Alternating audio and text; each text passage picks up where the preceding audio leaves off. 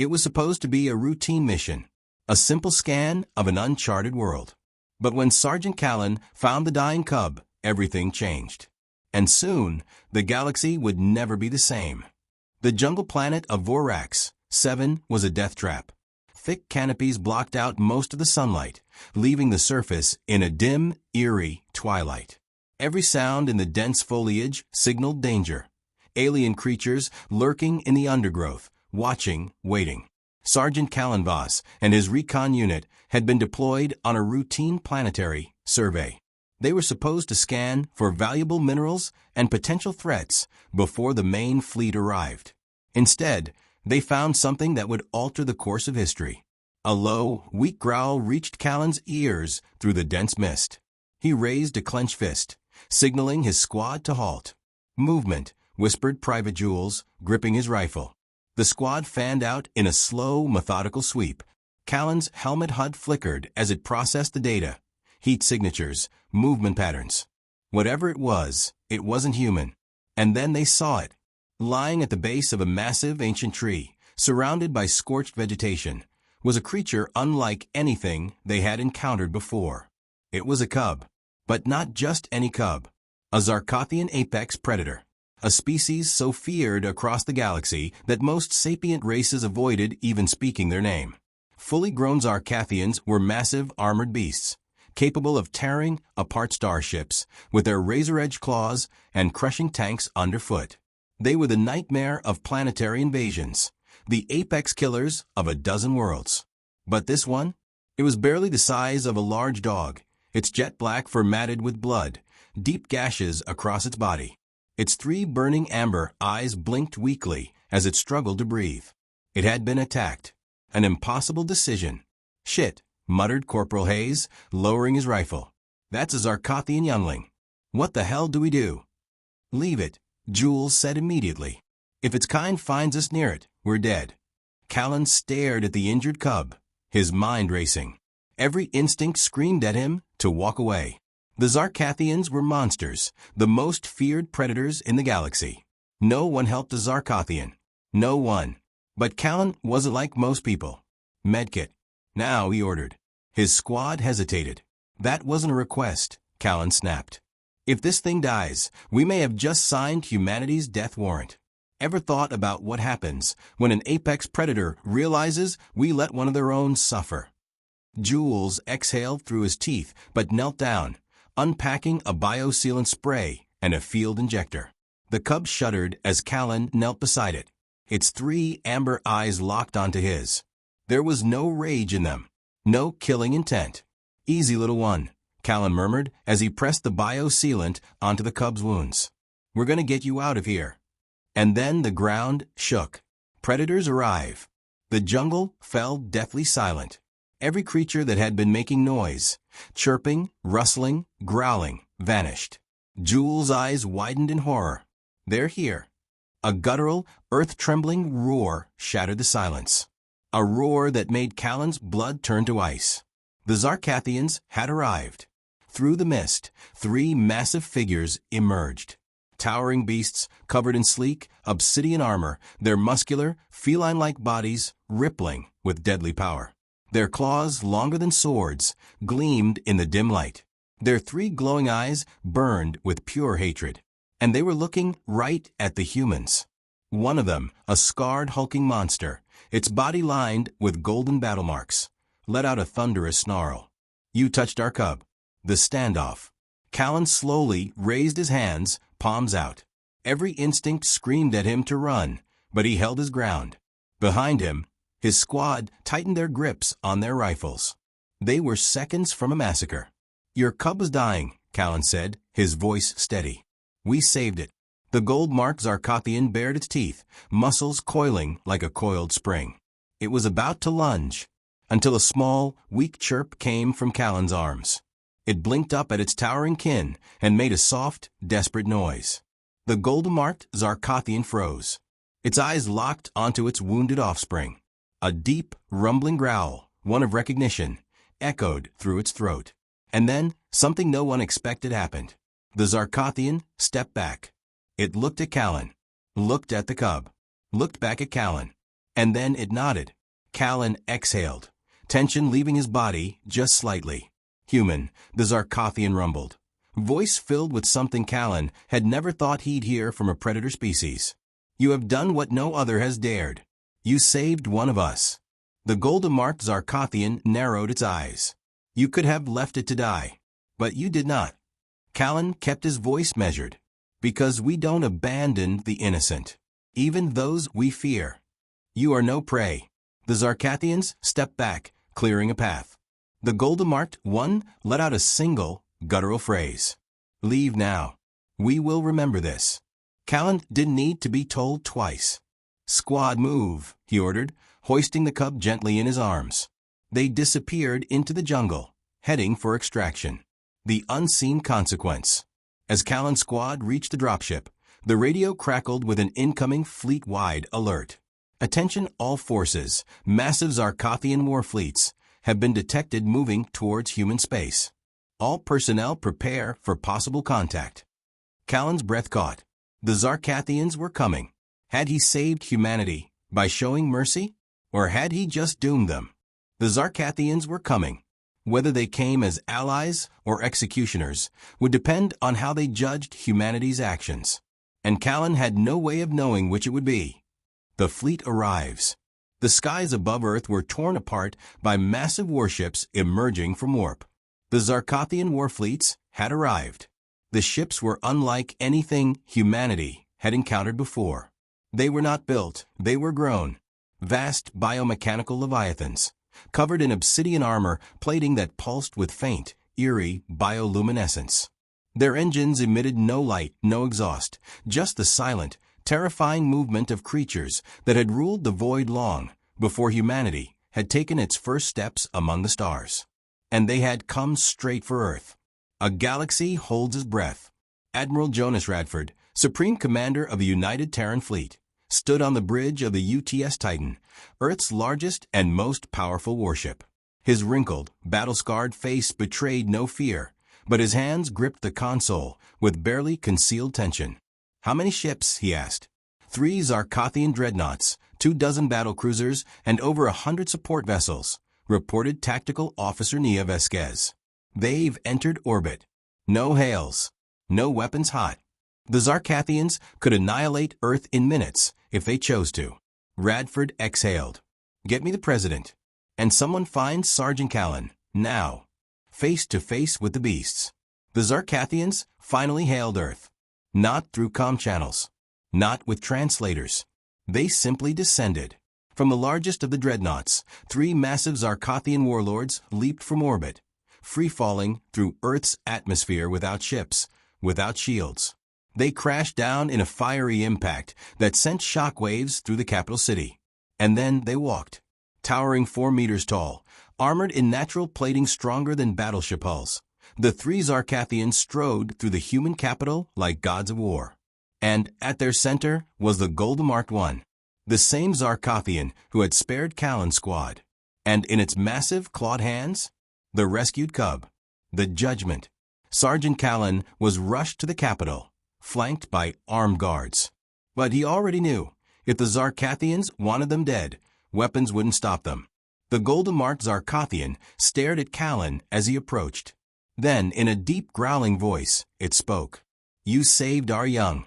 Callan swallowed hard, but held his ground. Yeah, we did.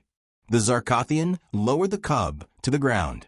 It chirped weakly, then padded toward Callan and pressed its head against his leg. The room fell silent. Every human leader, every military officer present, watched as the most feared species in the galaxy knelt. Humans, the Zarkothian rumbled. You are not prey. You are warriors. And warriors protect their own. The warlord rose to its full height and let out a deep, echoing growl, one that was carried across every Zarkothian fleet, every soldier, every war beast in orbit. You have earned our respect. And now you have earned our alliance.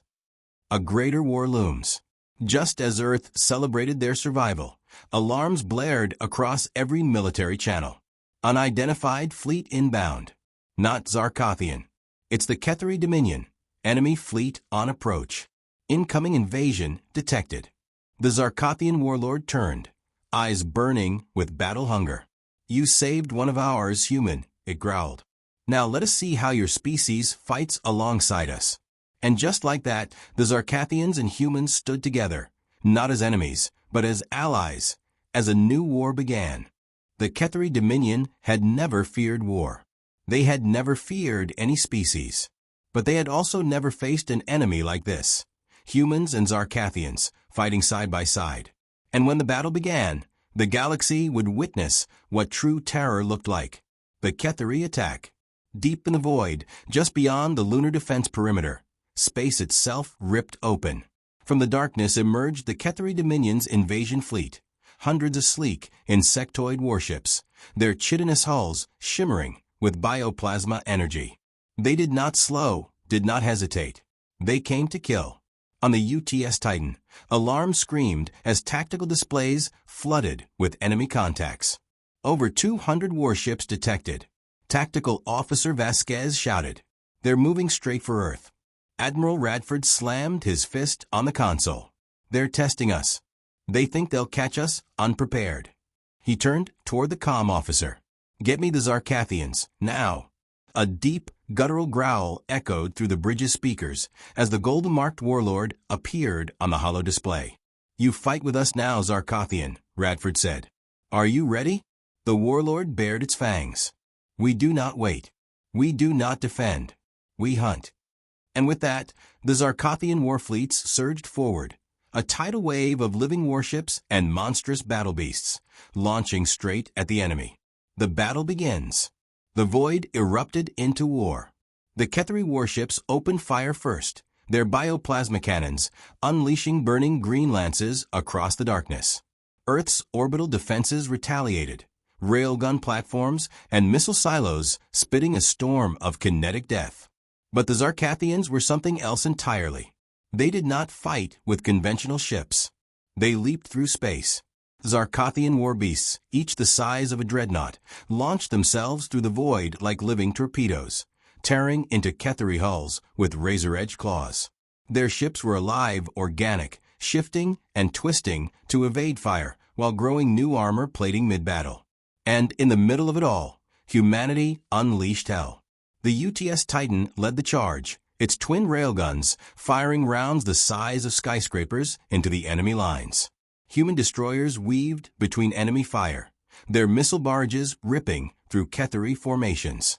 For the first time in galactic history, humanity and the galaxy's deadliest predators fought as one. And the Ketheri? They were not ready. Callan joins the fight. On board the UTS Revenant, a fast attack warship, Sergeant Callan Voss and his squad were about to make history. Their mission? Board an enemy dreadnought. Take it down from the inside. The dropship shook violently as it approached the Ketheri command vessel. Anti-air fire turned the blackness of space into a storm of green plasma. "We're not making it through," the pilot shouted. Callan's eyes snapped to the Zarkathian warrior beside him, Gorvath, a massive predator who had fought in 100 wars. The Zarkathian grinned, flexing its clawed hands. "You fight like prey, human. I will show you how predators strike." Before Callan could stop him, Gorvath launched himself out of the dropship, without a suit, without weapons, and tore straight into the enemy dreadnought's hull with his claws. "Shit," Callan growled. "Follow him in." The humans jumped after him, firing thrusters at the last second to slow their descent. As they crashed inside the enemy ship, the real fight began. The dreadnought assault. Inside, the Ketheri swarmed them, insectoid warriors, their chitinous limbs tipped with plasma blades. Callan's squad opened fire, shotguns and plasma rifles tearing through the enemy ranks. Gorvath waded through them like a god of war, his claws slicing through armor like paper. Then, a horrific screech echoed through the ship. From the far corridor, a Ketheri warbringer emerged, 8 meters tall, covered in bioplasma plating, armed with weapons that could burn entire cities. It roared, a challenge to the humans and Zarkathians. And Callan? He grinned. "Let's show them what happens when you mess with humanity." The turning point. As the battle raged, alarms blared through the ship. a massive energy surge was detected. The Ketheri weren't just invading. They were activating something far worse. The Ketheri had never known fear. But as the battle reached its peak, and humanity stood unbroken beside their Zarkothian allies, something changed. The Ketheri stopped fighting to win. They started fighting to survive. The Ketheri's secret weapon. A shockwave rippled through the battlefield, shaking ships and disrupting comms. On board the UTS Titan, Admiral Radford braced himself against the console as every screen flashed red. "Sir," Vasquez yelled. "The Ketheri fleet, something's changing. Their ships are mutating." On the tactical display, Ketheri warships began to shift. Their hulls melted and twisted, growing new, organic armor, while their weapons tripled in firepower. The largest dreadnought at the fleet's center pulsed with a sickly, crimson glow. And then something crawled out of it. A Titan-class Ketheri warform. A bioengineered monster 2 kilometers long, built for extinction warfare. Radford stared in horror. "What the hell is that thing?" The Zarkothian warlord, still on the holo display, growled low and deep. "That is a devourer." Radford turned to his officers. "All ships, focus fire. Take that thing down before." The devourer opened its maw and unleashed a weapon that defied nature itself. A black wave of energy erupted from its mouth, consuming everything in its path. The fleet fights back. The blast tore through the Zarkothian vanguard, vaporizing dozens of war beasts and ships instantly. On board the Revenant, Callan and his team felt the dreadnought tremble beneath them. "Whatever that thing is," Callan muttered, "we need to take this ship down, now."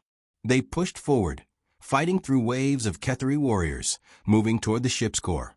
Gorvath led the charge, his claws ripping through enemy ranks, while Callan's squad unleashed a relentless barrage of gunfire. Then, they reached the reactor chamber, and Callan's blood ran cold. The ship wasn't just powering weapons. It was fueling the Devourer. A pulsating mass of flesh and energy connected the dreadnought to the Titan-class monstrosity outside. "Blow it to hell," Callan ordered. Now, his team planted charges, but the moment they did, a massive Ketheri warlord dropped from the ceiling, blocking their escape. The duel. The Ketheri Warbringer was 3 meters tall, encased in obsidian armor, its 4 serrated limbs dripping with plasma energy.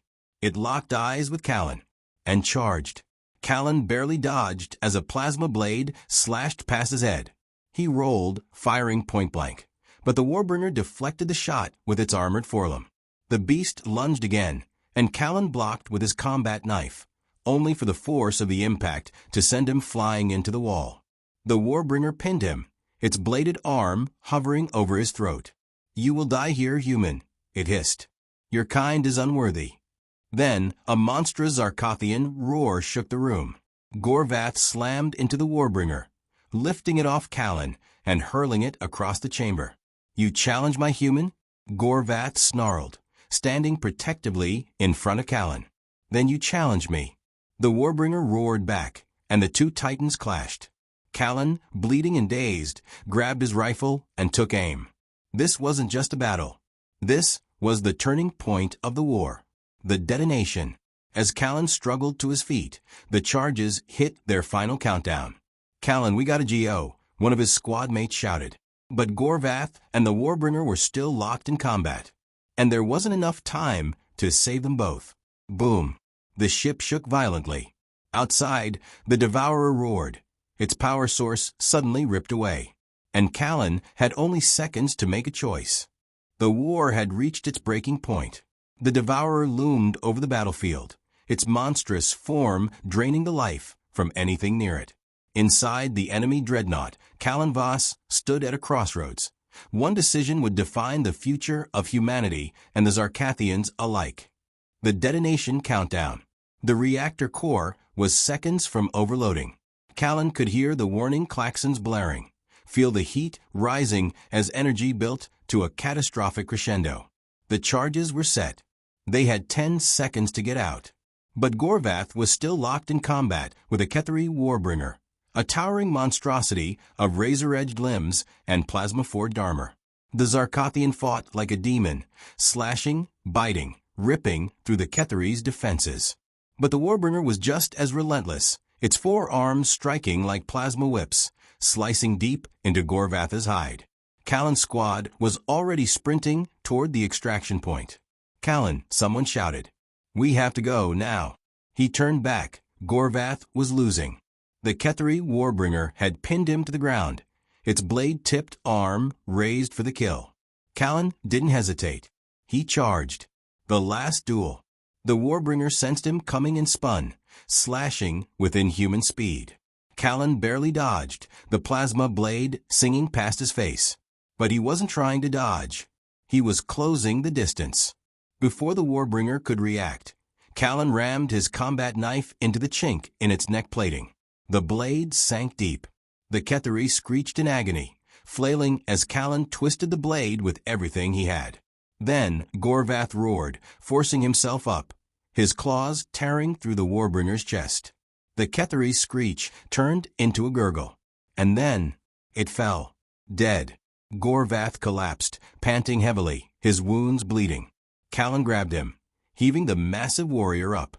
The ship was seconds from detonating. "Come on, you big bastard," Callan growled. "We're getting out of here." The firestorm. They sprinted through the corridors, reaching the extraction hatch just as the Revenant's dropship swooped in. The explosion hit.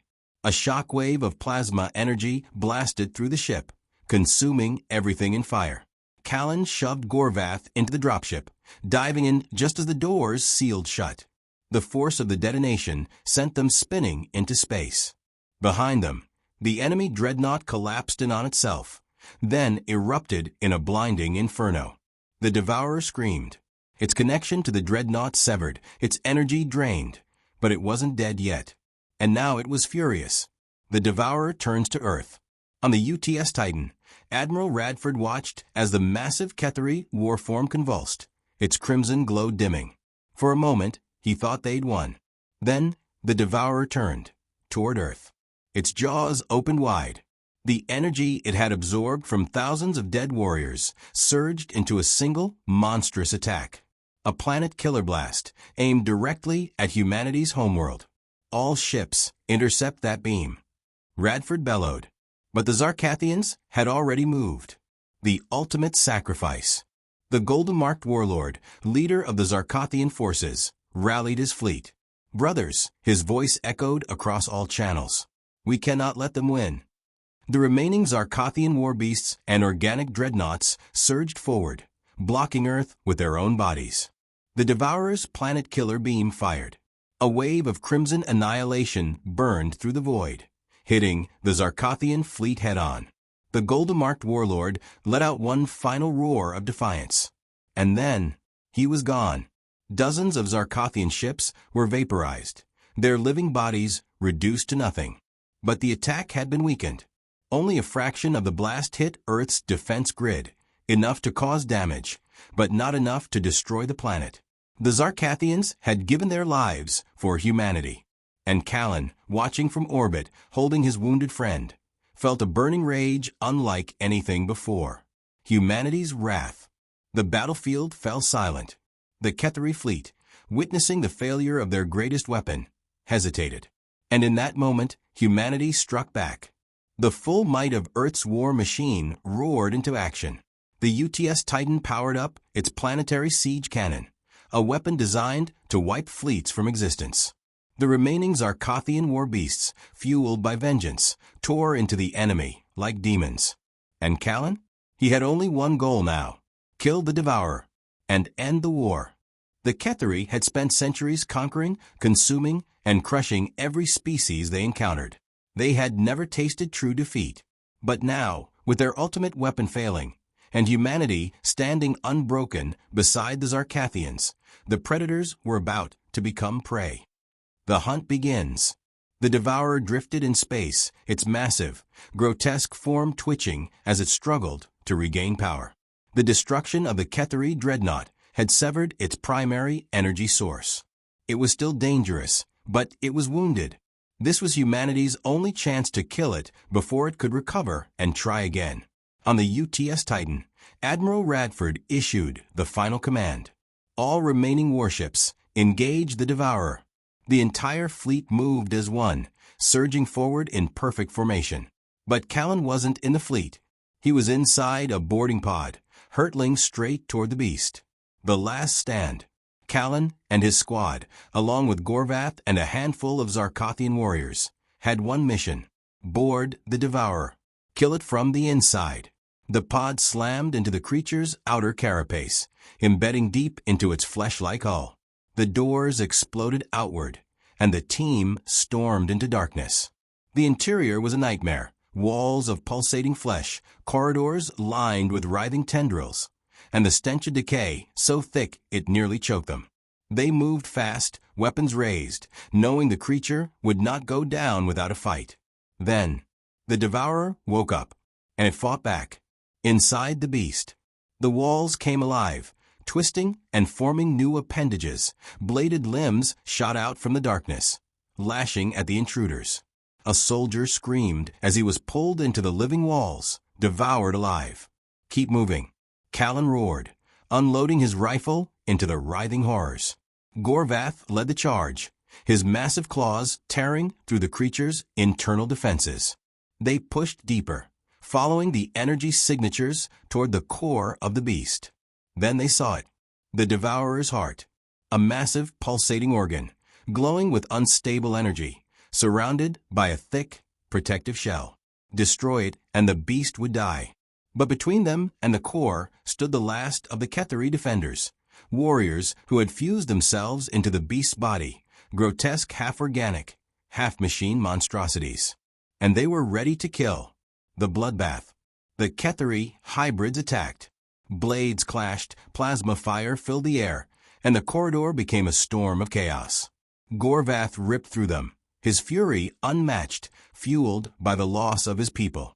Callan fought with everything he had, his knife, his rifle, his fists, knowing that failure meant extinction. One by one, the Ketheri fell, until only one remained, the last Warbringer. Larger, stronger, more monstrous than any before. It lunged at Callan, knocking him to the ground, its bladed limb raised for the kill. Callan was pinned. His rifle was gone. The Warbringer snarled, ready to end him. And then, Gorvath struck. With a roar that shook the beast, the Zarkothian drove his claws through the Warbringer's skull. The creature staggered, then collapsed, dead. But Gorvath didn't move. He dropped to one knee, blood pouring from his wounds. Callan, he rasped. Finish this. The kill shot. Callan turned to the Devourer's heart. The team planted explosives, setting the timer. Then, the walls around them collapsed, and the entire chamber began to cave in. The beast was fighting to survive. Go, Callan shouted, dragging Gorvath onto his shoulders as the team sprinted for the exit. They barely made it back to the pod. The moment they launched into space. Boom. The explosives detonated. The Devourer convulsed, its entire body rupturing in a cascade of fire and gore. For the first time in history, a Ketheri Titan-class warform had been slain.